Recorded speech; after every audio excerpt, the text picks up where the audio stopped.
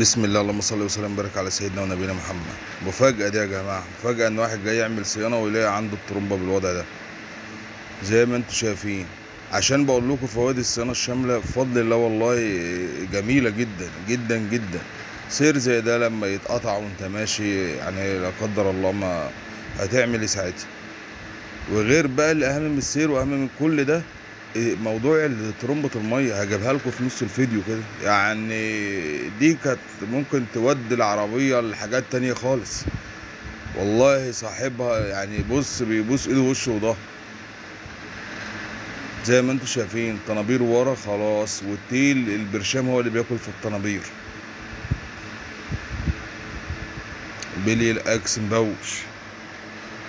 الصيانة الشاملة مش معناها ان انت هتغير وخلاص. الصيانة الشاملة ان انت بتعمل شيك اب على العربية كلها. اللي محتاج تغيير بيتغير، اللي مش محتاج تغيير بيتنضف ويركب تاني. ادي ترمبة مية اهي، يعني ترمبة مية قلابة مش متاخد، دي كانت عندي في الورشة بتاعة العربية بقى اللي انا بعمل لها صيانة يوميها. قلابها مش موجود اهي، مش موجود. رخر يعني بقول لصاحب العربية انت ماشي بستر ربنا زي ما كلنا ماشيين بستر ربنا. دي تودي الموتور لأبعد حدود، يعني لأبعد ما تخيله.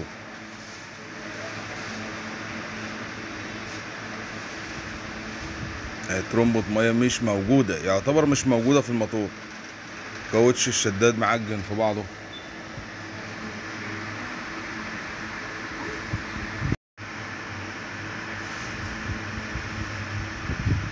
كاوتش الميزان محطوط له تخاشين. واللي خلاني بقى احل الترومبه زي ما انتم شايفين برضو كاوتشه المسلوبه جايبه ميه من تحت اهي ومشققه. في اي لحظه كانت ممكن تضرب. زي ما انتم شايفين بقى ترومبه الميه من تحت كده، الفايز بتاعها جاي ميه اهي. دي ترومبه الميه، ده الفايز بتاعها، الفتحه دي الفايز بتاعها. شايفين انتوا الفايز منزل ميه ازاي؟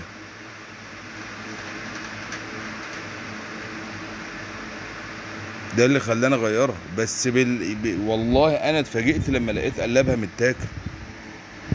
وطبعا بيلي الشداد لازم ابص عليه وانا حالل السيور. يوميها غيرنا بيلة شداد واحدة. الاتنين فيهم بوش بسيط، بس لقيت بتاعت الدينامو خشنة.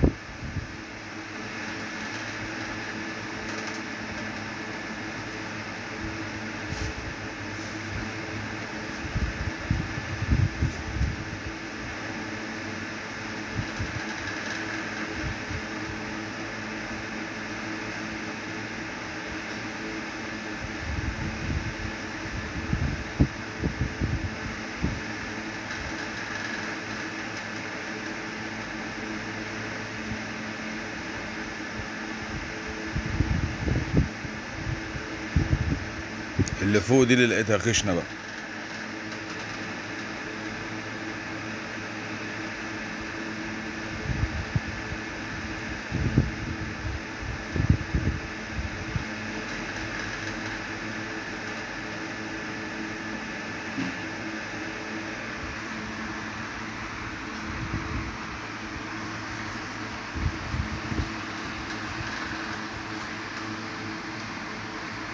البوجات طبعا جايبة اخرها.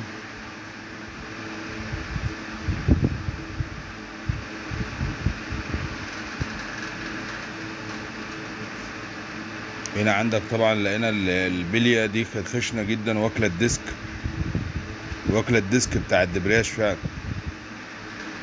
والبتاع دوت فيه بوش اللي هو بتاع اللافيه بتاع الدبرياج.